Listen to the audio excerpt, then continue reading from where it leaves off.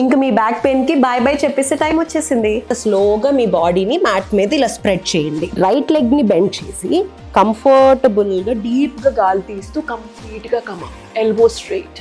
ఇక్కడ మినిమం ఒక half minute ఇలా చేయటం వల్ల మన బ్యాక్ డీప్ గా ఓపెన్ అవుతుంది, చాలా హాయిగా ఉంటుంది. మీరు ఈ పొజిషన్ లో ఉన్నప్పుడే మీరు ఫీల్ చేయగలుగుతారు.